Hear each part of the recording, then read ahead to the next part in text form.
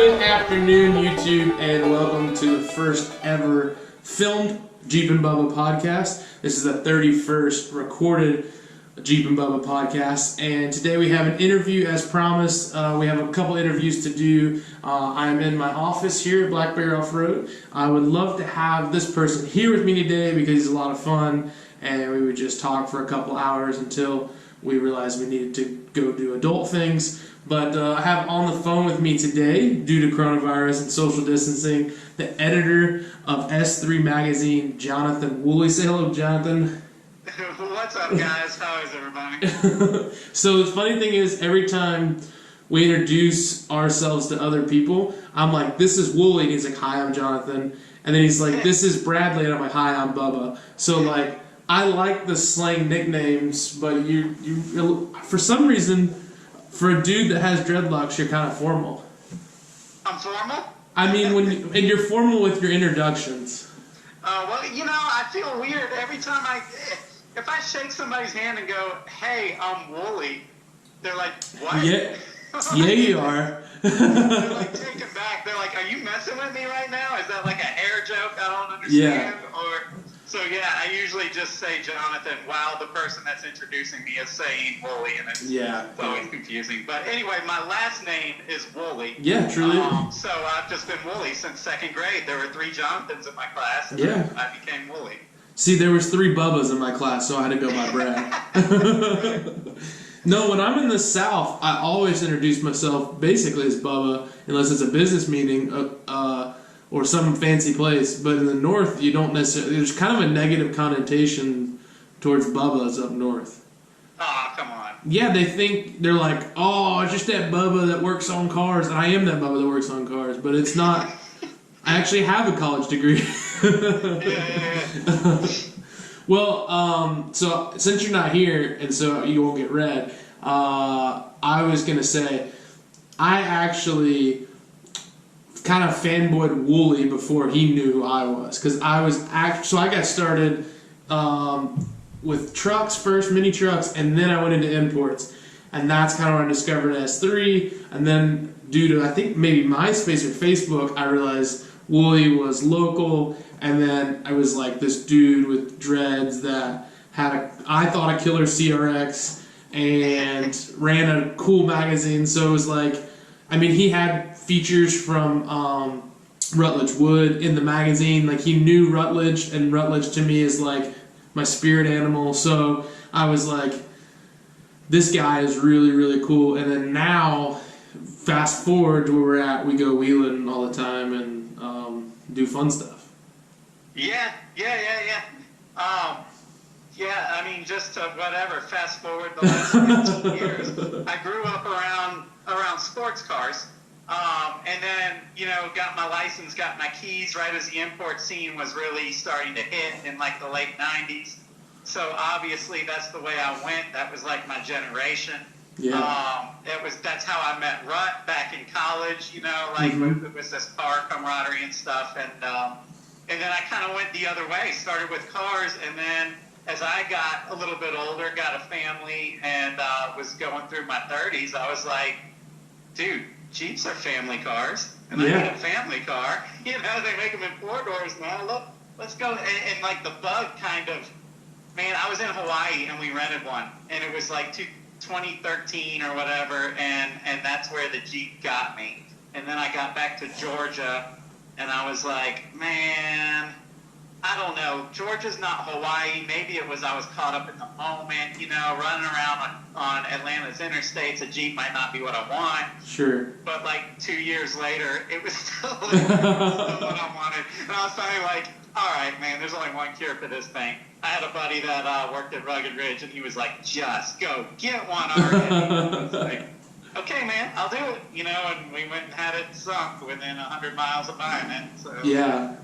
I mean, for me, it's kind of similar, because I didn't have a family yet, but I just got married, and I had like 4 cars in my yard that didn't run, and I needed something reliable. My buddy had a Cherokee for $800, and then that was it. I mean, I took it off-roading once, and it was like, that's it, we're done, we're hooked. So, but I had a Nissan 720 mini truck. I had a lowered Miata and a hatch Civic at one point. So Yeah, buddy. yeah, I called that one. That one was the lunchbox. It was awesome. But and none of those were worth more than probably the wheels on my current Jeep. Yeah,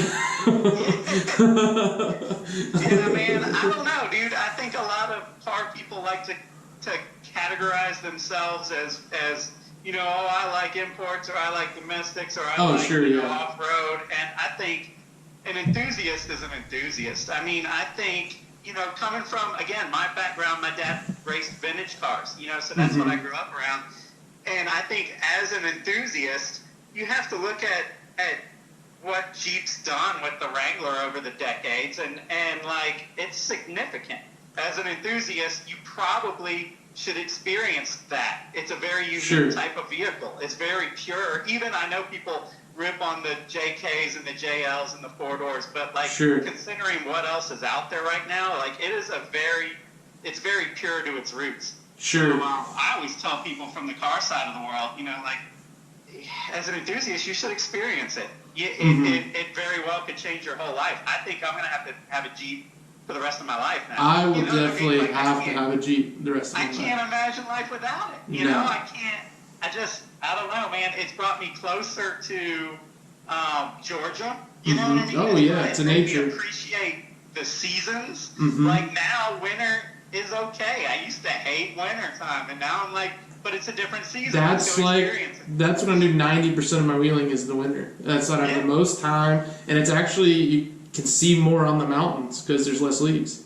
Yeah, and I know most of the guys listening are Jeep guys, so I'm preaching to the choir here. Yeah, you're preaching to the choir.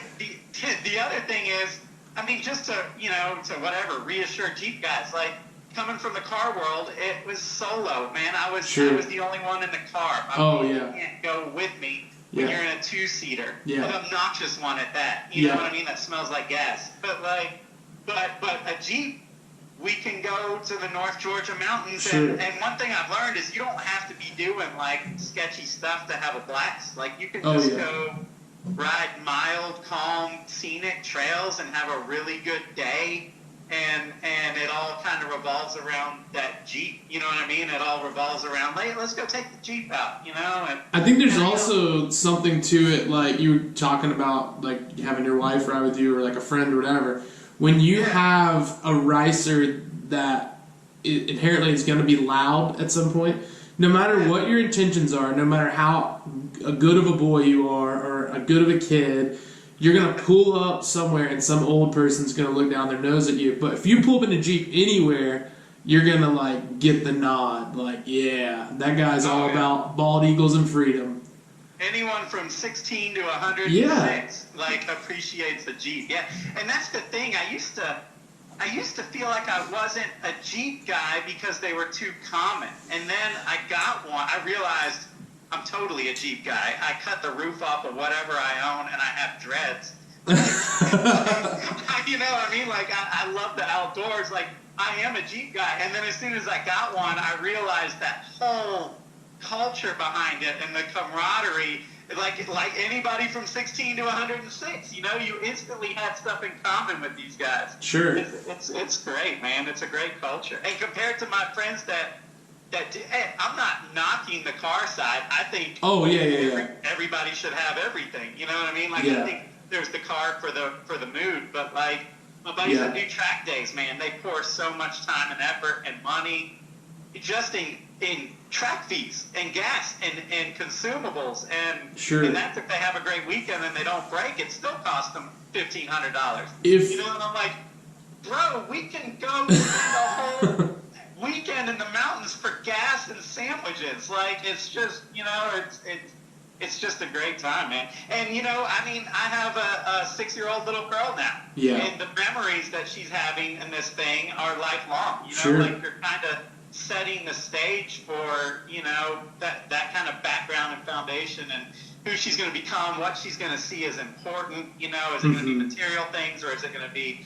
nature and I'll hopefully she'll have the memories of man, my dad was awesome. He had a Jeep, you know, like, so I don't know. I mean, Like I said, I'm Daryl sinker. Daryl from JCR, his dad had a CJ when he was born, and he likes to think he was made in that CJ. He very well could have been. He might have been. I know his dad pretty well, and that could happen. His dad's like, yep. Yeah.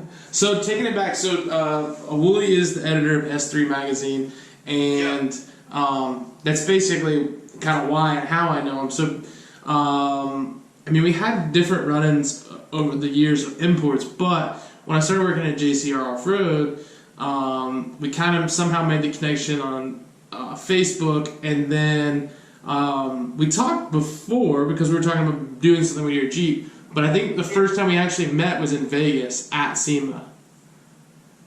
Yeah, that's probably true. Yeah. I mean, like, I knew who you are, like, sure. David Windsor used to... Yeah, my brother Dave. To go with my boy. Wheeling, and I was like, yeah, but honestly, I thought, oh, no, this guy's going to get me hurt. You know? And then when you went up to JCR, that's kind of when I was like, okay, you're the Georgia guy. You're okay. Yeah. I made the connection. Yeah. He's legit. But yeah, so I guess I first met you at SEMA, and that's when you guys were dressed what, like Yetis or pizza boys? So we had a Yeti in our booth, but it was 90s Saved by the Bell. No, maybe that year was the pizza year.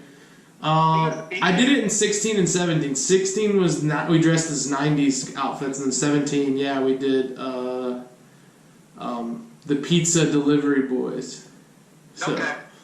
Yeah. And see, that's another thing that I latched onto with JCR, because I was like, these are my peoples right here. Like, you know, like, and that was my stereotype, you know, when I was first kind of getting into the Jeep thing, and how I felt maybe I'm not like your average Jeep guy, you know? Because, you know, I was just kind of, I don't know, more beachy, you know what I mean? Like, It's hard to explain, but I felt like, man, maybe a Toyota's my vibe, and I was like, nah, it ain't. It's not. But then I met the JCR guys, and I was like, okay. Yeah. All right, these guys are silly and fun, and these are my people, for sure. Sure. Yeah, I mean, we did, like, we have to say that it's stupid, but it's actually really smart branding. Like, we did stupid videos, but it's really smart branding, and, I mean, that was their whole vibe is what made me move to Michigan, which is still crazy to think that I lived in Michigan for 2 years, but their videos and stuff were amazing. But anyway, so I get back from Michigan from JCR, and I hit you up, I'm like, hey, I'm going to open up shop at some point. Actually, what I didn't mention in the history was while I was at JCR, you put me in my first magazine. So my JK got featured. It had a big tagline, smells like tater tots, which is kind of a inside joke, which is now hanging in my office. I can see it from where I am. And then I moved back, and we went wheeling in like the first 2 or 3 months I was back in my Cherokee, and you fell in love with the Cherokee, so you featured that.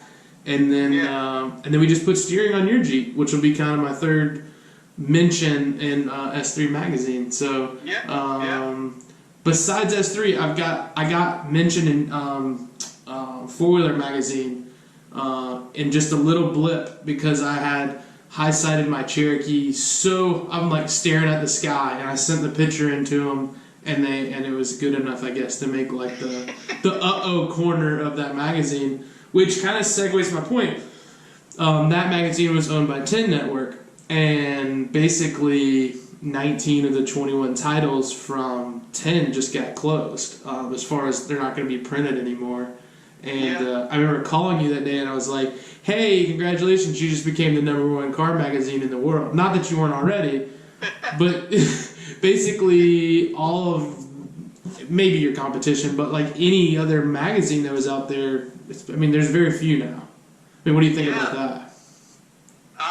It's kind of weird. You know, like as an independent magazine, you develop this very punk rocky fighter attitude about you because our whole time, coming up, kind of chip on the shoulder.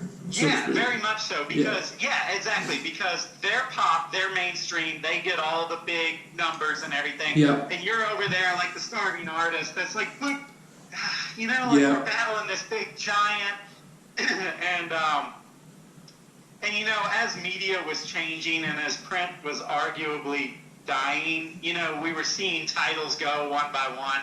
Never really had a big effect on anything, you know, good or bad. It just was kind of like, oh my gosh, really, they're gone. But then, boom, in December of last year, 2019, like 10, which is the Enthusiast Network, which is part of Discovery Channel, they just blindsided kind of, I guess the higher ups kind of knew what was coming, obviously, but a lot of people just got blindsided, down to the staff, down to the advertisers and the industry, because everybody's putting together their 2020s, you know, their plans and everything, and then boom, on a Friday they just killed it all. I mean, hindsight's 2020 though. I mean, Corona would have killed them anyways, probably. I mean, for as much overhead as they have, and covering all the events that they did, you know, like, I don't mean physically killing them, I mean killing their brand. And now that they're all, I mean, so Motor Trend, you know, is a part of that, and there has the Motor Trend channel, so a lot of the figureheads like Freiberg, like Roadkill, and Dirthead Dave, and Fred, you know, all those folks are still putting out videos, but and 3 of the titles are still out there, but yeah, it's got to be hard. I mean, I know you just put out. You were saying this week a magazine was going to the press. I bet that was fairly difficult with not being able. I mean, you had a lot of show. I remember I was like, "Can we go wheeling in March?" And you're like, "No, I have an event every weekend." yeah. Well, that was the plan. You know, March is normally when everything starts up again, and then it got all shut down. So It's been really weird for a magazine that goes out to events and does all of that. I mean, the good thing for us is, you know, we've always been the quote smaller independent magazine. You know, we can work from home, we can run lean. We work on a lot of advertisers that are in for the year. So, you know, so far this hasn't really changed much for us, other than just bothered us, you know, because it's hard to have, you know, sit at home. But you know, the concern, we'll see. I'm trying to stay positive and not go down that rabbit hole of like, but what if? You know. But, well, the what if could actually be a huge thing, because when it's all over, events may be at first kind of like people dragging their feet, but then by the end of the year, we're all so pent up that we can't stand it. We have to go to an event. Corona's 99% killed. Everyone's healthy, and it's like you're the only guy covering it. Yeah, I mean, that's what we're that's what we're hoping for. You know, our thing is, listen, this is like a forced quarantine, right? This is not like a natural recession.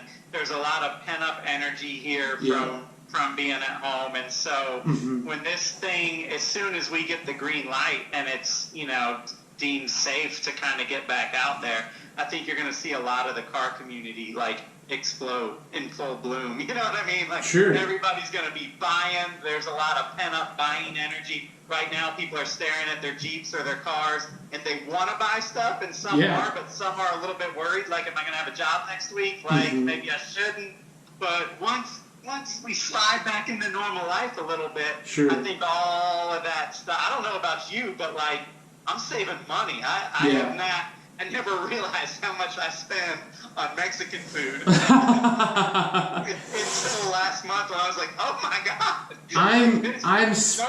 I'm spending, so I'm not saving money, I'm spending money in different areas now that it's fun. Well, I just opened my dream shop in the worst recession in the last 4 years and pandemic. This street that I'm on usually had crazy traffic. I don't even see like a car pass, and actually online sales have picked up quite a bit, and I'm really excited to see these Trump checks hitting tomorrow and some today, what that does for online sales and people. Which, again, another good segue. We were talking about before we came on. If somebody wanted to subscribe to your magazine, you're running a pretty sweet deal right now. So if they get their Trump check and they got $20, what do they get? Yeah, so we've been doing this since 10 closed, not necessarily to try and capitalize on all those magazines closing, but to just try and bring back the or people remember what's so cool about print, because I don't know, we just feel like print is a cool form of media. I love print. Obviously, it's not the biggest now. Now we're in an era of like larger than life numbers, and all this and that's cool. But I love the fact that print still leaves you to your own conclusions. I listened. You were live with the guy from Import Alliance the other day, and you were saying a point that I never thought about. But like when you see the brand new NSX and someone makes a comment like, that thing looks like a catfish, or that thing looks amazing, that starts to sort of form your opinion because maybe you trusted that person, or maybe you don't even know that person. But with a magazine, it kind of leaves something to your imagination. Okay, so I'll get back on the subscription topic, but to go down that path, because I really do believe in it. I think that the fact that we're giving a microphone to every idiot on the planet right now through comments on social media, like, it's affecting things in a lot of ways, man. I'm seeing it, especially in the car world, because younger, tuner, import, 20-something-year-old kids are much more impressionable than your average Jeep guy who's maybe a little bit more like, he knows what he likes. But, like, you know what I mean? You see a new car. Oh, I know exactly what you mean. Well, I mean, you see, and I think we're seeing that reflected in cars, because somebody like Toyota makes that FRS, and you read about it, and you're like, man, that'd be a cool little commuter car, a fun A to B car. Yeah. And then first comments like, oh my gosh, $26,000 for that. It only makes this much power. There's no turbo. I actually like the FRS. I think it's a good looking vehicle. I mean, that's what I mean. Like, in a magazine, in the old school way of media, you would look at it and be like, I like that. Well, if you have a little less confidence in your opinion, you can easily be swayed on. Right? Yeah. Right. It happened to me. I mean, the internet was happening, but I didn't have an Instagram yet. I built a YJ for myself, and then I started working for Nitro Gear, and they're like, "You have a Jeep, right? We have an event coming up. We're doing outside sales for us. Just take your Jeep with you." I brought that YJ, and it was like bringing a knife to a gunfight. It was cool. It was on 35s. I'd like cut the fenders, but every single booth had a JKU in it, and I'm like, well, I guess I have to go buy a JKU now. I mean, and you know how many like young guys came in and were like, this thing is so awesome. I can't believe you fit 35s with this amount of lit. I mean, like, you have to like check yourself. And if I would have been posting pictures of that YJ back in like Instagram days, I'm sure there would have been some hate. Like, that's cool, but my long arms cost more than that whole thing, or something. It would have just Well, and it's just taking the creativity out of things, and that's my problem with it. Yeah. There's a lot of great things about social media. That's my problem with it. It's just exploiting things. The greatest thing is it gives us a voice, so we can get on there and be like, let's save the dolphins. But at the same time, there can be a video of a guy punching a dolphin. So it works both ways. Yeah, it does, and it's ultimately up to the end user. You've got to be confident enough and strong enough in yourself to know what you like. Which is hard when you're young. So we see young people like all going down the same path and buying. I mean, I'm with my brother-in-law doesn't know anything about Jeeps, and he's 24, and we ride down the road, and he's like, "What do you think about that Jeep?" And I'm like, "Well, without you knowing what I know, it's not that bad. Knowing what I know, that's terrible." For him, like, he's like, "Oh, why? Like, I like the Angry Irish Grill. That's kind of quirky. Like, I like these wheels of the..." And I'm like, "Well, that's China. That's China. That's China." I don't know. But so you see a lot of the youth doing stuff just because they saw it on Instagram, rather than like going to somebody at a show or finding someone else in the Jeep community and asking the question, hey, what do you think about this? I mean, when I had an 86 S10 as my first vehicle, and my next door neighbor was like 70, and I asked him everything. Like, hey, do you think I'll get more horsepower if I do? Or what size wheels and tires do you think? Because he knew, like, he hot rodded back in the day. That's not what we're getting out of social. No, yeah. I mean, and going out there and doing it in real life and making your mistakes and stuff, that's all part of, like, each person's learning process. Like, and now everybody's just quote learning online and skipping the steps, but the steps are necessary, man. It's Sure. It's part of the fun, you know. You got to screw up. It's part of it. Well, everyone's an influencer, so they don't want to mess up their personal brand, so they've got to conform, and then they take a little bit from everyone, and then they make this universal thing, and they don't. What they realize if they just stood out on their own, like if they built the coolest TJ or Cherokee out there, they would way stand out past having a moderate JK or JL or whatever. I mean, the vibe behind the magazine is very much, you know, what we were just talking about. You got to do what you got to do. You don't have to worry about everything that everybody says on the internet. You know, like, it's not about the cars at the end of the day or the Jeeps or what you got or whether or not you have a Rubicon. It's about the people, man. It's about what you bring to the stories. culture and you know what I mean? Like, that's kind of the vibes. Yeah, I mean, half of the Jeep thing is the people. You know what I mean? Like, the fact that it's the nicest group of guys that I've ever met, you know, willing to help. I mean, geez, we see it on the Georgia Jeep pages. Yeah. Someone will be like, hey, my dumb cousin got his Sonoma stuck out here. Here's the coordinates. I live 2 hours away. I'm on my way. It's going to take me an hour and a half. I'm on my way. I'm on my way. We're loaded up. Dude, like, that's awesome. Yeah, I mean, and I know there's judgment in the Jeep world, but compared to outside the Jeep world, there really is very little judgment. Well, I don't think there's a Honda, not to make fun of Honda boys, but there's not a Honda community page where it's like, hey, I just ripped my oil pan off on Speed Bump. Can one of you guys bring me another one? They'd be like, ha, loser, I hope you have to tow it. You should have done it like this. See ya. Like, come on.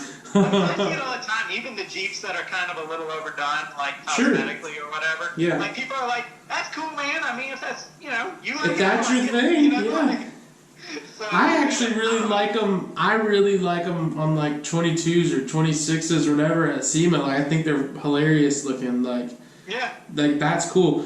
I don't like them lowered unless I kind of like the old body styles like slammed, or even like the SUVs like the Renegade. Like, if you slam the Renegade, I'm down with that.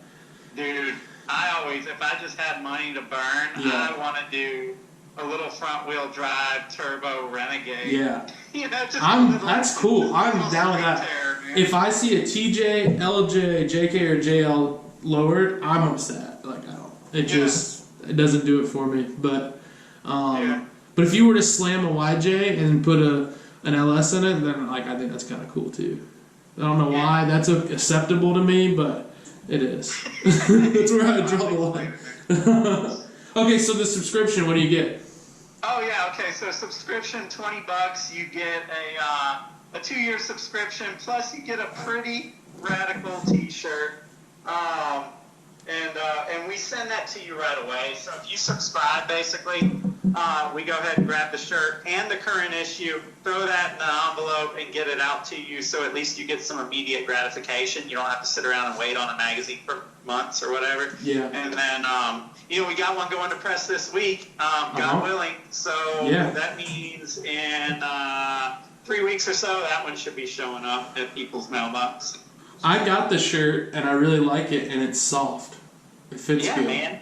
It's not, y'all, it's not one of them $2 shirts that you throw, one color on and call it a day. I mean, it's got print front and back, and it's pretty cool. It's a nice shirt. It's one of my going out to eat shirts. It's not a wrenching shirt. I mean, basically, we lose our butts on every magazine subscription we sell. Like the theory, a lot of people don't understand this about magazines. Like, we don't make money off a subscription. Yeah, I didn't think so. We do. We make $20, but like that cost gets eaten up. Half of that, more than half of that's gone on the shirt alone. And then by the time you print a magazine and ship it, and your burrito habit. What's that? Your burrito habit. Yeah. Nachos. You don't even count the green salsa, hot sauce.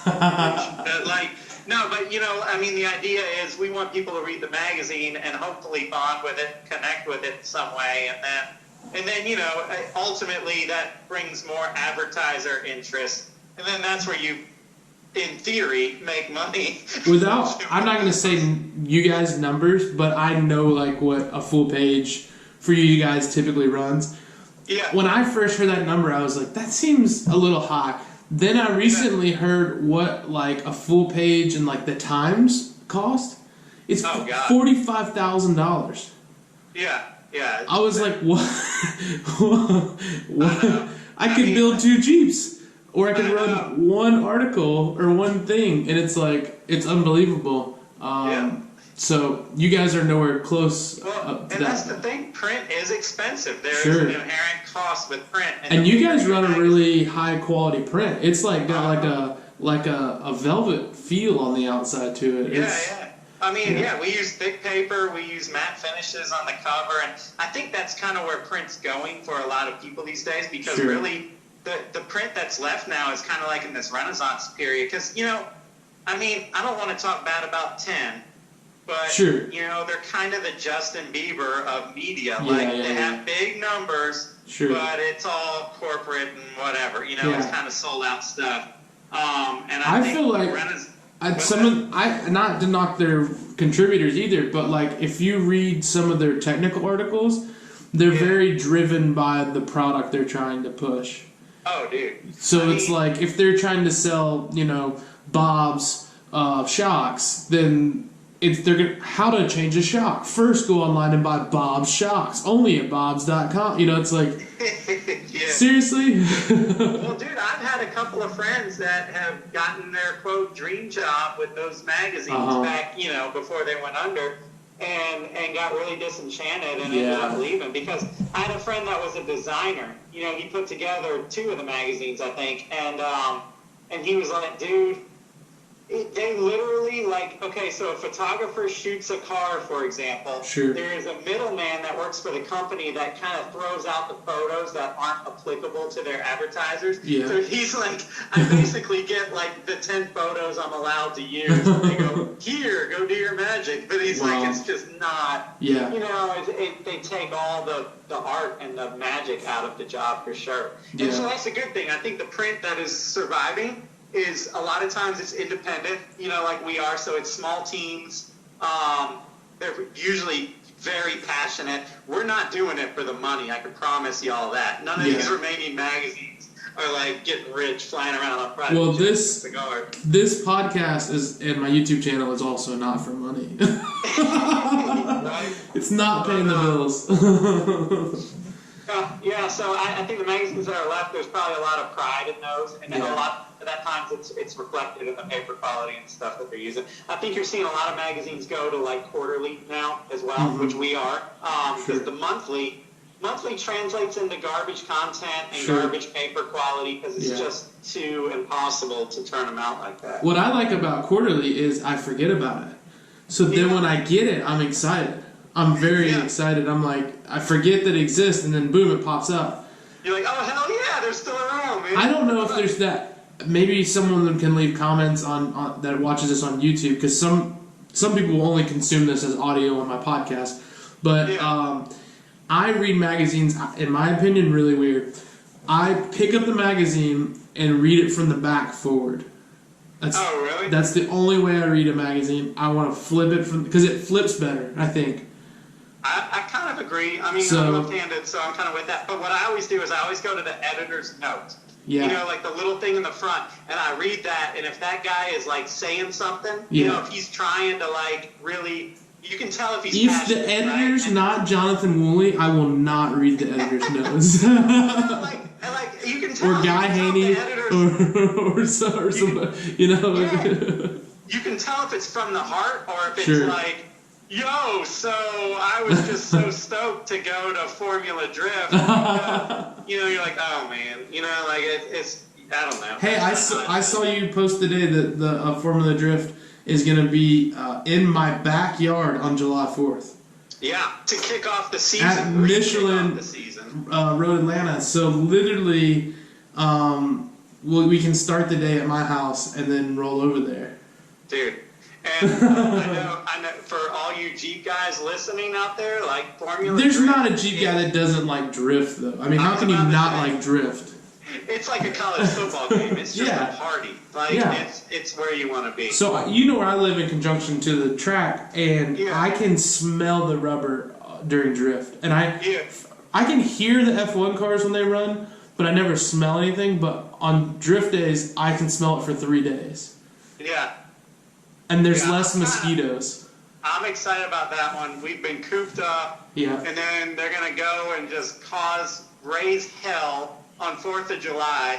It's going to be like the ultimate America party. Yeah, it's going to be great. Yeah, so I'm excited about it. And I posted it because I'm like, all right.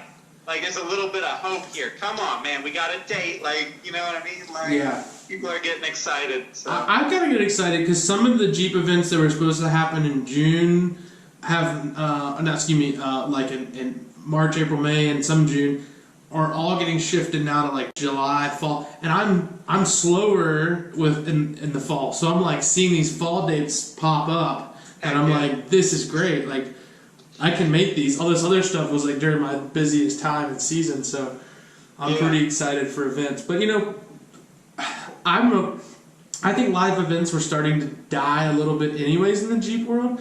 So I'm a little concerned about like where live events are going as far as that's concerned. Well, I was gonna ask you because for me. Sure. Like, I did not get a Jeep to go to a live Jeep event car show. Like, that's the opposite of why I got a Jeep. I got a Jeep to go away from everything, and to go get lost. So I was going to ask you, like, in the Jeep world, which ones are, like, the must-go-tos, at least in this region? Oh, yeah. Well, if you're serious about just doing off-roading, then the Jeepers Jamborees are the best. Like, they're 2-3 day event. Like, you can do it. Sometimes they're 2 days, 3 days, 4 days. You pay a set amount of money. They provide all the meals. They have spotters on all the courses, and they set them up all over the U.S. So that's like if you want to just off road, like you don't have to know the course or you don't have to know the trail. There's gonna be someone spotting you. There's someone shoving pizza or burrito or coffee in your face like all the day. So that's like the great. But if you just want to go to like in the southeast or even on the east coast, if you want to go to like a vendor show, Jeep Beach in Daytona, then the new like I started calling it maybe the SEMA. I used to call Jeep Beach the SEMA of Jeeps, but now Jeep Invasion and Pigeon Forge is the new SEMA. It used to be a 1 day event, now it's a 2 day event, and it's in the LeConte Center, and they pack it out.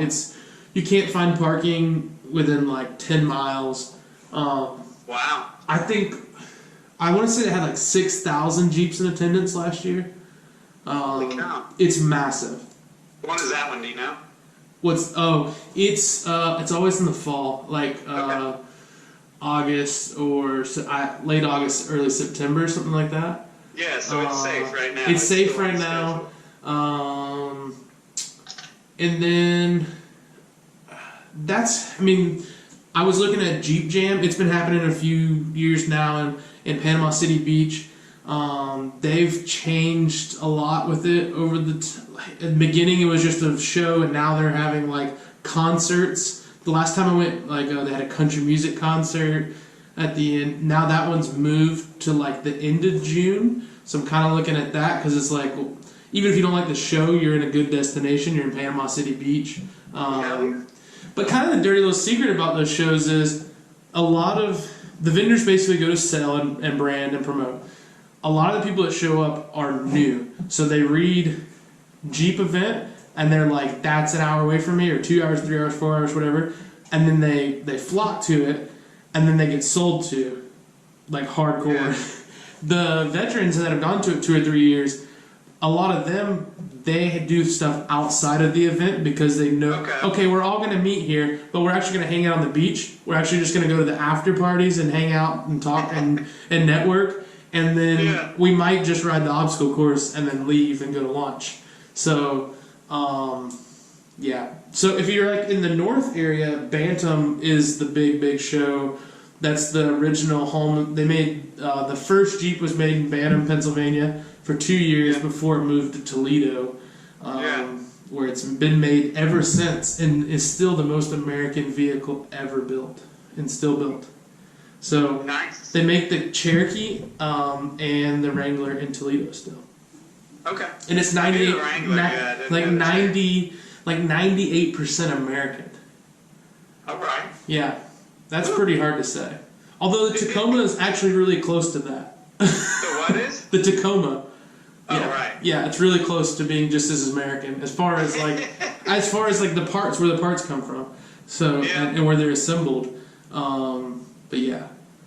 That's cool. My buddy didn't know that about a Chevrolet. He bought a new 1500, and I was like, this is made in Mexico, right? He's like, no way. I was like, look underneath here, and there was a tag on the frame that said made in Mexico. I'm like, he's like, but it says made in North America. I'm like, well, it is, in Mexico. Yeah, technically, yeah. Yeah, but they build good cars in Mexico. They do good there. Hey, man, my Fiesta ST came out of Mexico. That makes sense. I would like to do Baja one day. That's like a dream. Like I want to do Black Bear Pass, which I'm doing this fall, God willing. I'd like to go to Moab, which is, we just passed Easter Jeep Safari. That's the huge out west event that they do. Besides the Rubicon Jeepers Jamboree, Moab is probably is the #1 biggest event. King of the Hammers is a big event out in Johnson Valley, California, which they weren't able to have. But this was the first year, and I don't know, probably 60 years they haven't done Moab. But yeah, I'd like to do those events, but Baja would be amazing. And I think I want to do it in a Beetle. So go for it, man. Yeah. But I also want to do, what's that race we were talking about the other day? The Gambler. That would be... Gambler, yeah. I think we need to build a Miata for that. Yeah, or we need to build something. Like the old Fiesta. The 3-cylinder. Dude, like... Yeah, we actually are running a Gambler, the Tennessee event in the next issue, which was kind of like a switch up real quick, because when all the events got canceled, we were like, okay, well we need to fill up some of this content, in the magazine. So I reached out and somebody was like, yo, I just went to Gambler in Tennessee. You want some photos? And dude, after he wrote about it, for me, and he sent the photos, and I'm like all in. I think it's the coolest thing. Yeah. I've been following it for a few years on YouTube, and I think it's amazing, and I'd love to go do it. I've always wanted to do racing, like be some kind of driver in some kind of race, and that format I feel like makes the way they do it. It's more like you have to go do these 100 obstacles or objectives, or it don't have to be the fastest vehicle or whatever. I feel like that makes it an even playing field. Where, if I go to Road Atlanta and they started off in shifter carts, and then they moved up to sprint cars, and now they're doing road racing, and they've got an unlimited budget, and I'm in a spec Miata, I'm in trouble. Yeah. Yeah. Yeah, we used to do similar stuff. I grew up in Jacksonville, Florida, and my dad was still is, Porsche guy, but back in the 80s when Porsche guys were legit. Yeah. And so I grew up around the Porsche Club, and all the Porsches come in through, or a lot of them come in through Jacksonville and Brumos and all that. And they used to do these rallies, and they were so cool, man. And I don't know, maybe you guys know about this, and I'm just being repetitive, but they were road rallies, but it wasn't. It was like count the Waffle House as you go by. Or turn on the street named after a president, and this is before internet and all that, and so you had maps and you're trying to figure this out. You'd be like, oh, Lincoln Street, Lincoln, and you go down there, but then they turn you around, and if you didn't count the Waffle House the second time, and anyway, it was all these games, and there was checkpoints, and you couldn't arrive too late, but you also couldn't arrive too early to try and keep people from just hauling ass, so they kind of gave you a checkpoint time slot that you had to get in there. But man, that stuff was fun. It was a lot of fun. So to do something similar off road is epic. Yeah. That'd be super cool. One thing I didn't touch on, I sort of did, but so you do have a Jeep, and you talked about being a Jeeper, but we didn't really talk. You have a JKU, and we think it's a 4-inch or 3.5-inch lift. We don't know, because something like that. For some reason, you somehow got a Frankenstein kit that was, and so now we're figuring stuff out as we go. But we just did smart steering on it, which was amazing. And then, but yeah. So what do you think? I know, being a car guy, But like, what do you think? Have you gone to, besides like, I know SEMA, you were in the off-road area, but have you ever gone to just like a Jeep or off-road event? No. No. So that's something that would be, you would really enjoy that, the first one. Like at this point, I've probably done between 60 and 100. Yeah. Like No, I did 30 in one year and like 20 one year. So now I'm kind of like, I walk in, I'm like, hey Frank, hey Bill, hey Rusty, like you know everybody, and you know what they're, I've seen that build. I've seen it for 6 months while they're building it.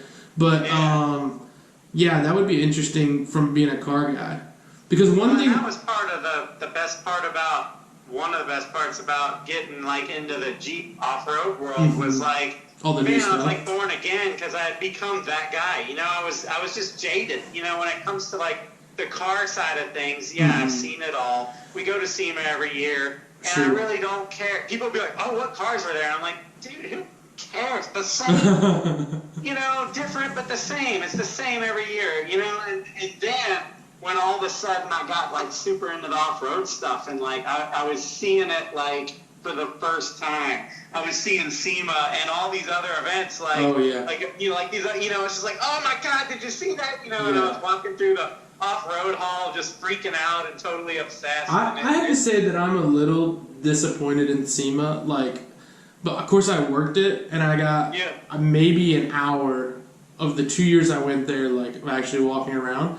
But I thought, for some reason, kind of like a country musician going to Nashville, they think they'll just make it by being there. I thought I was just going to run into everybody who's important, and like somehow something amazing was just going to happen to me just for being there.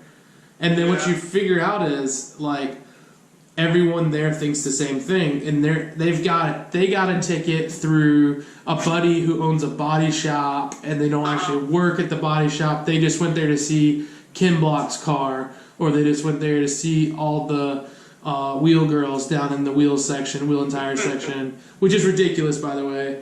But on the flip side, I cannot believe the magnitude of vehicles that get fit into like 1 square block. Oh yeah. If there was a fire, how much money would be lost? Yeah, I mean, like $1 billion in cars. Yeah, I mean, like literally, we're there for 4 days, and like as a magazine, we're walking the show. We're getting content, we're meeting with advertisers, and we still don't see it all. Yeah, I mean, it's insane. And that's the thing; it is insane. I've only seen 3 of the halls, and I was there for 10 days over 2 events, we would work for 8 hours. And then I would sprint where I wanted to see something for 15 minutes, and then we'd go to dinner. But dude, I've been there all 4 days for the past 15 years. Yeah. The crazy part that you didn't get to see, or maybe you did somehow, but like when we break down stuff, the lack of security when you're breaking down things is unbelievable. Like during the day, there's a lot of security, but when you're breaking down your booth, like you could probably drive somebody's you could probably pick up 10 or 8 boxes of like turbos, and because everyone's just in this like, SEMA's over, we're exhausted, carry another box to the car, like and it was like weird to me, but I've been there after hours. It's so weird, super weird. But yeah, I'm hoping SEMA is a go this year. I hope to slip in with S3 magazine and infiltrate that, but who knows? I think it'll be a go. I think it's going to be in everybody's heads a little bit. You're going to think twice before you randomly shake hands or what. You know what I mean? I'm wondering how long the effects of. Are we just going to fall right back into regular life? I hope so. I told my wife a little bit more apprehensive. One thing my wife didn't know about me is, besides tying my shoes, washing my hands is my second least look forward thing to doing every day. Yeah. Third, brushing my teeth, because I just feel like those are like, they're essential, you have to do them, but like they're just tedious, nothing's gained activities. Tying my shoes is my number 1 least favorite thing to do. I sometimes wear flip-flops to work and then put my shoes on just to avoid tying them right off the bat to begin the day. But yeah, I don't think I have a single pair of tied shoes. yeah, I don't like tying shoes. But then washing hands is the next one. And I'm almost like, you know what, I'm willing to get sick. But with this corona, I've washed my hands more in 2 weeks than I have in my whole life. Yeah, combined. Same here, dude. I'm not a germaphobe at all. And now to be so aware is freaking enslaving, dude. I am woke. I can't freaking stand it, dude. Because I'm the same way. Normally, I'm like, germs? Nah, you need germs. You know? Yeah. Yeah, I mean, I feel like I'm building up my immune. So it's like, all right, I got sick, I played the game, but what else did I not get sick from? And now I'm super strong.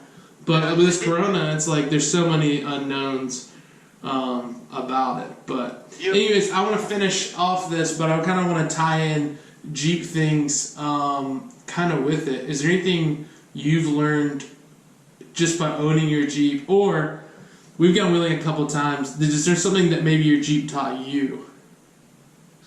I don't know. I mean, I kind of touched on it. Okay, a couple things. I already touched on the fact that it's brought me closer to the beauty in my own backyard, meaning Georgia. Sure. I was always the type of person that looked afar for happiness. Like, man, if I was only living in Hawaii, and Hawaii's like near and dear to my heart, but like, if I was only out there, and then I realized, you know, even when we're riding Trey Mountain and you go through some of those sections where all of a sudden everything gets green and there's a waterfall and it's green even in the wintertime, it's like, holy crap. I mean, there is so much beauty in the mountains and the hills of Georgia that we don't see from the scenic overlooks in our cars, or we darn sure don't see it from Atlanta traffic. But it's there. You know what I mean? And that's one thing. The other thing that, like, Jeep ownership has really taught me is you don't even have to be off-road to really enjoy your Jeep. Yeah. You know, I try and explain to my car buddies, I'm like, listen, dude, just driving to the mountain bike park is like therapy. And it's a different, I mean, look, driving little sporty hatchbacks or whatever and ripping through the back roads of Georgia, that's also therapy, but in a different way. You know what I mean? Like, that, just driving the Jeep is so relaxing on the road. That I don't think it's like an off-road only vehicle. I really don't. Do you think, though, is there anything that gives you as much like anxiety beforehand than wheeling? Because I don't think, besides maybe if I have to like present something in front of people the next day, I might, and even then I'm not like that worried about it. But like, if I'm going wheeling the next day, I am like, I can't sleep, I'm amped, and then like, I mean, I know I've talked to you, and I've texted you, I'm like, hey, you want to go wheeling like 2 months out? You're like, oh, yeah, for sure. Then like 2 days before, you're like, are you sure we should do this? The day of, are we really doing this? The first obstacle of the day, you're like, is my Jeep really going to do that? But then like midday, there's like something that passes over, and you're just like, yeah, let's do more. Like, do you get that anxiety? I get it bad. I get a little bit of anxiety before we go out, and I think I just call it like the packing anxiety. Like, even if I'm packing to go to Disney World, I get the anxiety as I'm loading up the Jeep of like, oh man, did I bring enough stuff? What are we getting into? Is it going to rain? If it rains, why are we putting ourselves out here? If me and you are going off-roading, it's going to rain. Yeah, I know. It always ends up being, for some reason, when we and Bubba go out, like the worst rain of the year. The worst freaking conditions happen that day. And both of us are in like this Mexican standoff where we're like, I'm going, you're down, bro. I mean, so we both go in like a snowstorm. I'm not scared. You scared? I ain't scared. I'll do it. Yeah, I'll do it. We probably shouldn't. Let's do it. I mean, the anxiety compared to like the day before going out on a racetrack is nothing. Like that gets me kind of, like the butterflies before going out on track is a lot worse to me. My limited skill on a racetrack would keep me from being worried because it's like, well, I can only do so much.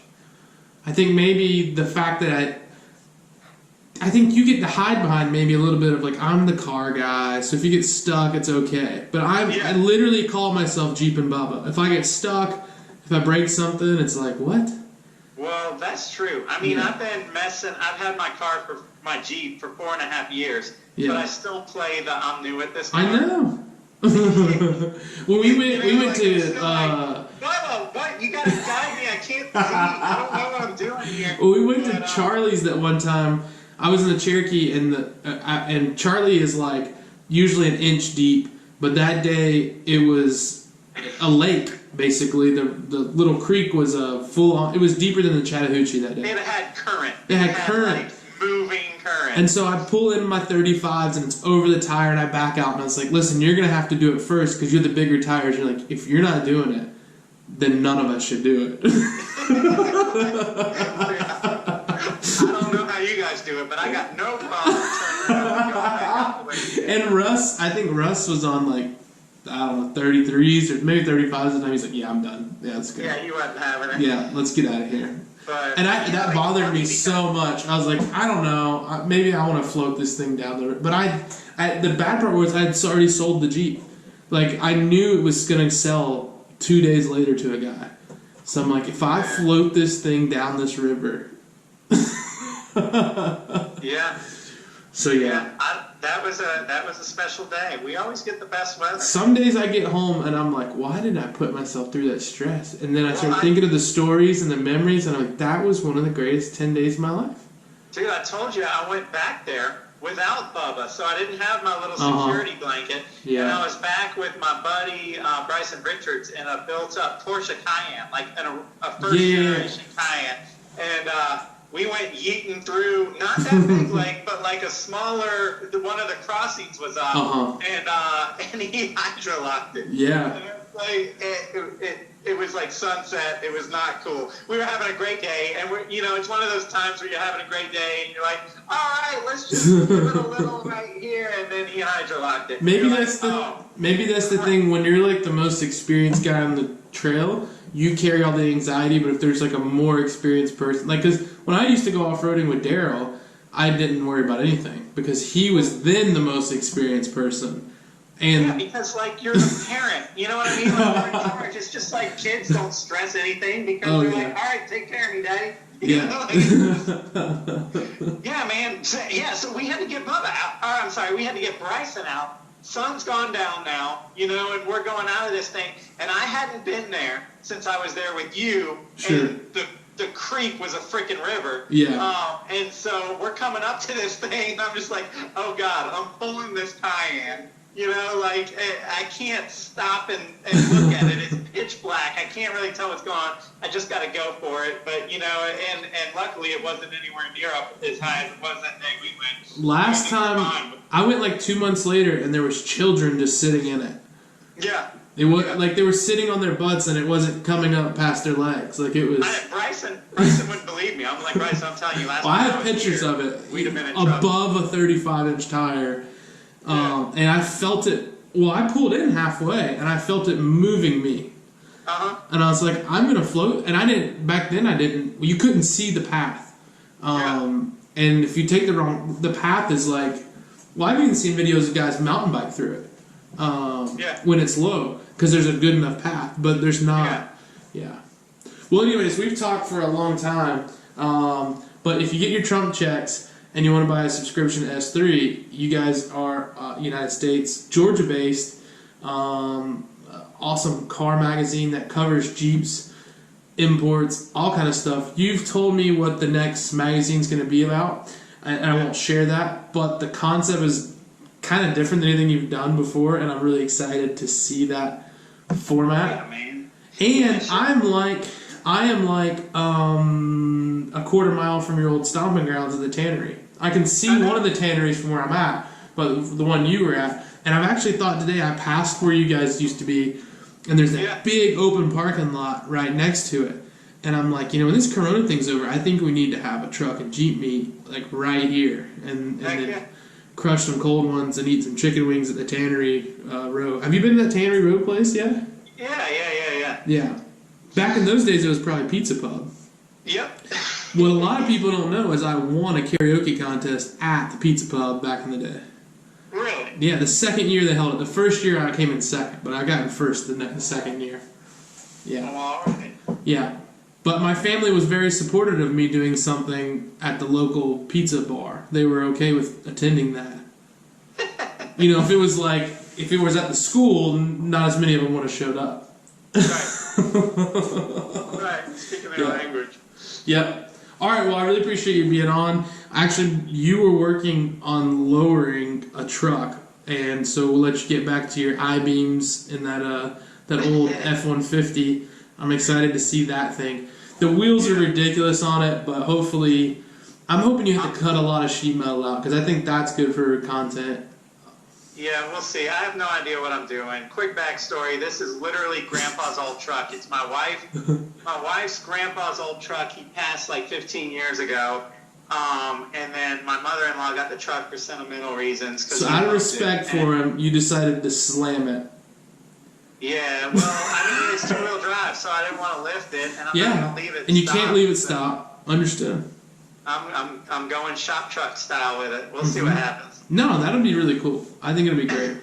I'm enjoying working on it. I've never messed with like a truck, man. I'm feeling real American right now. I think the best thing about jumping into something new is you don't know all the headaches that lie in it. Like now when I start, I don't care to find out. I'm just going at it. I'm you just go at it. All up online. I'm just going for it. When I do stuff on Jeeps now, like I know, like this is we were talking about your corner armor that you just got from JCR. Yeah. I'm like, I know that that's a pain, but doesn't it look bad? It doesn't look bad. I'm like, I guess I'd just leave you feeling that way about it. And then there's other stuff I'm like, it's super easy, man. We'll be done in like 2 hours. It's all good. No problem. Yeah. As long as we listen to reggae and have some cold beverages, then we're okay. I know, for being like a dread-headed hippie, like Rasta dude, I've got a short fuse when it comes to working on cars, man. If something doesn't go my way, I'm getting ticked. Well, you seem but very. Then I get over it fast too. I'm like, ooh. You seem very youthful. You seem very youthful and playful, but then people don't realize you're actually old. Yeah, I'm old as crap. Yeah. You're basically. My cousin says it this way: Am I the oldest kid or am I the youngest adult? Which one is it? I think in your case, you're the oldest kid at the kids' table. I'll take it. Yeah. It's that Jimmy Buffett mentality, man. I'm growing older, but not up. Yeah, I like Jimmy Buffett. I was trying to convince my wife the other day that Warren Buffett was Jimmy Buffett. Warren Buffett was talking about the economy, and I was like, yeah, before he made his music, he made his money in the economy, in the stock market. and my wife knows nothing, zero pop culture references at all. So I almost had it, and she's like, wait, no, I think I've seen Jimmy Buffett before. So I didn't pull it off. But anyways, hopefully the people at home that love Jeeps and they're used to my normal format. My normal format is like 10, 15, 20 minutes on something very popular in the Jeep world, and then I've done, I think you're the third interview. We had Russ on here, we had my buddy Bruce from Hammerhead Armor, and I think Bruce's was like 5 minutes and Russ was like 20, but I think my GoPro's... I was freaking wordy, man. My GoPro's flashing and it's been on for an hour. I don't know if that's true or not. I originally said this was going to be a 10-minute thing. Well, my bad. But I feel like, I don't know if our viewers can feel it, but there's like it's like an organism once you start recording something. So like you feel the organicness either not being there or it's there. When it's there, you just gotta you gotta go with it. Yeah. Yeah. Quick question, are you gonna let your wife compost and start living off the grid? Whatever, man. I'm not, here's the problem. I'm not stopping her. I'm just not sharing the enthusiasm that she's having right now for a pile of dirt. Yeah. I literally was like, whatever. And she was like, what do you mean whatever? And I was like, I don't care. Crap, I didn't mean to. No, I care. A dream of mine was like to be on a plane, maybe a small plane with not that many people. It goes down on a deserted island with a lot of natural resources, and only a few people survive, and no one comes looking for us, and I'm a part of those people. And I want to just live there forever. Just me on the beach. I've got a couple like apocalypse people that like. I'm not that. Like, I'm not a prepper. I'm just saying isolation. Like so, I like isolation, but I'm on my cell phone constantly. So it's like I need it taken away so that I can appreciate the mountain. Like now, I go to the mountains. I'm like, I gotta get this picture for Instagram first. Yeah. So we got. I hate that. That's one thing about off-road lifestyle that it once the camera comes out, you obsess, not you, but people obsess over the camera. You know what I mean? Like, you're taking in the moment, you're enjoying it, you're like, shoot, I need to get a picture of this. This is rad. My friends need to see it. And then next thing you know, you're like, for the camera. I can run Trey the hard way in 30 to 40 minutes. I think the first time me and you did it, it was 4 hours. You're like, hey, Bubba, stop. I need to get a picture of that. Hey, Bubba, stop. I need to get a picture of this. But then it got in the magazine, so I can't be hating on it. I know. I'm not hating on it. I love the ground. No, I'm hating on it. It drives me crazy. I'm a sucker. When I see that like button go, my dopamine just flares up. I'm like, yeah, I need some more of those likes. Oh, you're such an OC girl. Hey, one thing I did think about today, and I didn't bring it up, and I'm dragging this on. I know you haven't been out that much because you've kind of self-quarantined, and I've been out a bunch, but don't you feel this coronavirus has a little bit of a 90s flair? Like, people are exercising, they're cooking at home, they're hanging out with their family. Like, I feel like the 90s are making a big, big comeback during this corona thing.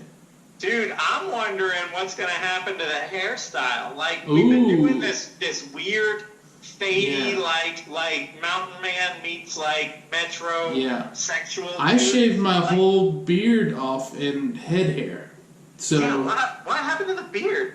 Well, I honestly needed to trim my beard to wear a mask, and not for corona. I was wondering if it was corona related. It wasn't. It's actually for pollen. Pollen is killing me right now. My allergies are killing me, and when I wear my mask, it was like mashing it down. Plus, I have the 2-month-old, and he's been pulling on it a lot. So I'm like, you know what? Let me trim it up, and then by winter, I'll be back to my personal style is lumbersexual. Lumbersexual. Yeah. I dig that. I've been trying to grow a beard since this corona thing, but just not much happens, man. I saw a guy like yourself the other day that had. I saw a dreaded dude. I sent you the video because I was listening to reggae, which only happens a couple of times a year. He had a legitimate dread in his beard. Oh yeah. Like a big one. Yeah, no, that's how you do it. Yeah. It looked gross. It looked like an egg roll in his beard. I like your dreads, but he was really. I like your dreads, but his were way too long. They were way too Rasta. Well, they were below his butt. Like, they were way... See, yeah, but that's like a respect thing, man. He's earned that. Yeah. He's like from North Carolina. Like, that's that dude. I like played his stuff. Let me think of his name. I don't know. I played him when you're like, oh, that dude's just from like North Carolina or something. You're like, Soja? Maybe. It's the dude that sings Permanent Holiday. I think that's who it was. Oh. He's from like the Carolinas or something. But he's got the real Rasta feel. Yeah, man, it gets in your blood. Yeah. I like it a little bit. And then I need some contrast. Oh, yeah. See, I don't need the contrast. Mm-hmm. I like a little depressing. That's why I like country music, you know? I like me, like the Zach Brown. I like the country when it meshes in with the reggae. Yeah. Like the Gulf Coast country. I really dig that kind of thing. Yeah. I can do that for a little bit, but then it's like I need brought back down a little. Oh, yeah, no. I like to ride the waves of emotions. That's why I drive a Jeep. It's like I spend 100% of my money in profitability on my Jeep, and then it breaks, and then it disappoints me, and then I keep riding it. And then I literally, behind me in my shop is my LJ with the transmission on the ground. So, yeah. But it'll go back in Sunday. Actually, when I get off with you, I have to call and get they've been waiting to deliver the torque converter. But I said, I'm doing a podcast, so you can't disturb me. While I even turned the sign around that said, we're not open, and locked the door. So I even turned the air conditioning off, so it would be perfect conditions. Cool. Yeah. I'm sitting in a Pathfinder eating cookies. Yeah. I drank a bottle of Coke while we did this, but I have some Sweet Baby's Ray's jerky and some fruit snacks that need consumed here shortly. Nice. Yeah. Yeah. A Pathfinder. Say what? Who has a Pathfinder? Me. It's the 95. Oh, you're old. I was thinking new Pathfinder. Not the big cream puff Pathfinder that they make nowadays. Sorry. No, I love your Pathfinder. Actually, dude, I love it too. That thing's great. I love it way more than I should. I got this thing on a trade, trading some junk stuff for some junk stuff, basically. We need to do more with that thing. I forget about it. We need to go wheeling some more in that. I know. It makes everything so much more fun. Like, the Jeep soaks up a lot of stuff. Yeah. You feel it, man. I did try to push you a little hard the other day in that. And you were like, I don't want to break it yet. Well, I mean, if you guys are listening to this and you actually know Bubba, you know that he will push you right over the edge. No, man, you'll be fine. I'll save you. I'll also save you. Say what? I'll also help you and save you from death and disaster, and I'll help you rebuild it. But I will push you to push your limits. Yeah, I need to learn to let go a little bit. That's the reason I got this thing, was to have one that I could just thrash. But then I think the problem, and I've noticed it, but when we broke your JKU that one day, you haven't been the same. No, yeah, it spooks me a little bit. Yeah, he broke spider gears, and they had to ride like an hour and a half on broken spider gears. And yeah, and it was right at the end of the day. It was the last obstacle there, and you actually drove out. You did the obstacle, but then it made weird noises, and then it was like Yeah, well, I didn't know it was broken until I got back out at pavement and got up to speed. Yeah. But yeah, it was another one of those like sunsetting situations where you're like, all right, it was a beautiful day. Oh crap. It was a beautiful day, and then it like rained and was foggy on the way home, and you were scared that you were gonna blow up, and it was. Well, because when they grabbed, it would throw you into oncoming traffic. And we didn't get nachos. It was like we were gonna get nachos, and then that's probably where we screwed up. Yeah. Anytime we don't get nachos, there's problems. It's the juju, yeah. All right, let's get some nachos and go wheeling soon. All right, man. Jonathan, Wooley, thank you. You guys check out S3. They actually have a YouTube channel. They're on TikTok, hot and heavy nowadays, Instagram, and in print, which is my favorite way to consume them. Like I say, I go right to the back of the magazine. I only look at pictures, and then I don't touch it for a week. And then I put it in my bathroom, so then I'll take the time to read the editors left to right. But I go right off the bat, from the back to the front, look at the pictures. The pictures are awesome. If there's a Jeep, I might read the headline, but that's it. And then I go back. Yeah. Cool, man. Hey, you know what was my first favorite magazine ever? Highlights? Transworld.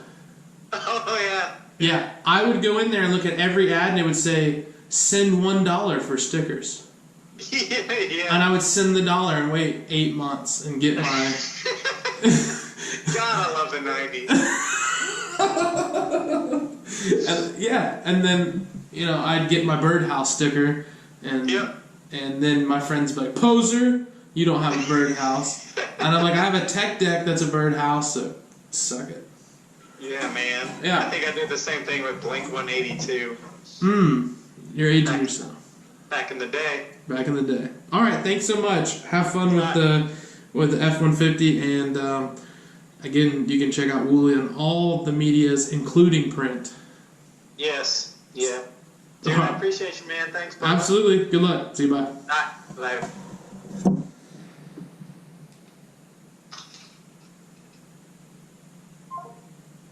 All right, guys. Hope you enjoyed the first ever and super long podcast. Originally, I told Wooley, I was like, we're going to do this for like 10, 15 minutes and keep it short. But every time I get on the phone with him, we have those kind of conversations. And I wish I would have recorded some of the conversations we've had about Hondas and off-road vehicles and Tacomas and go back and forth about what's better and what's not and why you'd want one. We always end up deciding that Wranglers are best as far as off-road vehicles, but we also talk about how we'd like a truck, and then, full size is too much. And anyways, I just really wanted to have him on. He's a really cool dude that comes from a a very pure automotive background and is really a big contributor into keeping a lot of the legacies going, and is good at treading lightly and maintaining the trails, and he's really pushed me to do trail cleanups and things like that, and just a good dude to know. I did like to finish this today by discussing something I do have. The podcasts and the videos are always technically sponsored by Black Bear Off-Road. It's my company, so I don't always say, hey, this podcast is brought to you by Black Bear Off-Road, but you're literally in my office, and literally my money pays for the cameras and the editing and the time and blah, blah, blah. But we just gained a real sponsor. Not that Black Bear Off-Road's not real, but I met a couple in our trail cleanup. Well, I met them before that through media and doing my podcast and things like that.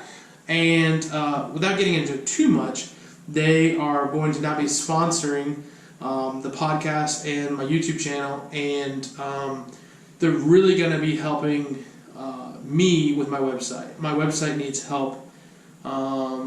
Just really come to the next level. Right now it's kindergarten and we needed to go to college. And I can't bridge that gap, and there's so much that I want to do on the website as far as bring you guys more information, more media. I want to bring you guys more stories and more adventure without you getting on there and seeing, like, I don't want to get on there and just be Walmart.com. You get that sense of adventure, you get to read blog posts, you get to listen to podcasts, you get to see cool pictures and like see the whole brand thing, but also be able to purchase, bumpers, armor, overland gear, whatever else. And so they're going to help me bridge that gap. And they've already done a lot of consulting with me, and they've been really great to work with. And I'm really glad to bring them on as sponsors for this channel. And I am just going to read something that they sent me today. I'm going to memorize this for you guys. But I'm terrible at I actually used to be a theater major, a musical theater major in my first year of college. And the hardest part about it is not getting on stage, not talking, not singing. It's just memorizing script. I always know the gist of stuff, but I tend to mess things up. So I'm just going to read this today for you guys, and then I'll memorize it, and then you'll be able to get it. But I would just like to say this podcast and YouTube video is sponsored by Tiffany Keel Designs. Now, I hope I'm not butchering the last name. We actually practiced it the other day, and he said it's like keel, like a boat, not like I'm going to kill you. It's keel, and that's spelled Kuehl. So we're sponsored by Tiffany Keel Designs. TDK offers comprehensive branding and web design packages for your small business. You can visit them at www.tiffanykeeldesigns.com and get a free quote today. These guys are local. They're out of Georgia. They're in North Georgia, actually, in my favorite town of Dahlonega. And they'll travel anywhere they need to go to work with you guys across the state. They're fantastic.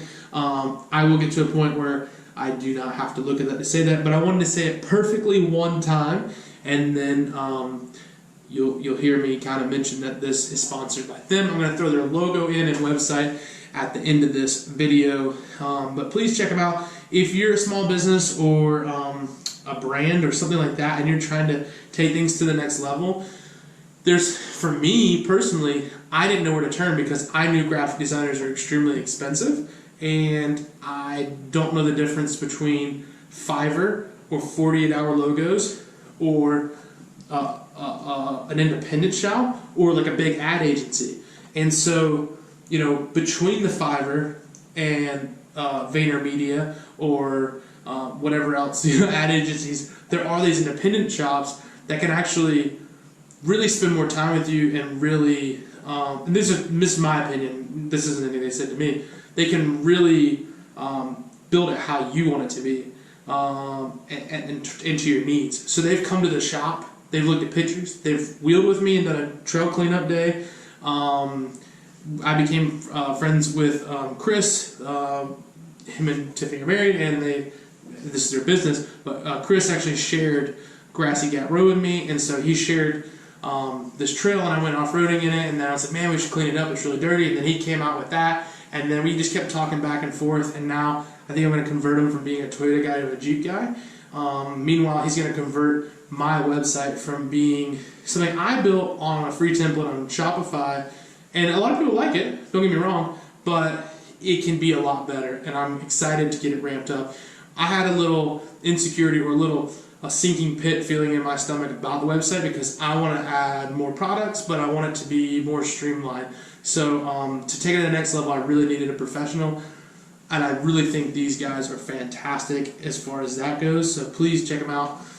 It's TiffanyKeelDesigns.com, and it's Tiffany Keel Designs. So you can check those folks out on social media as well. I know they're on Instagram, and so you can check them out on social as well and see some of the stuff that they have done. And you can check out our new website, blackralphroad.com, in a few months when they get all that revamped up. But blackralphroad.com is still live in the old format if you want to go on there and see my handiwork, who I have zero experience in that.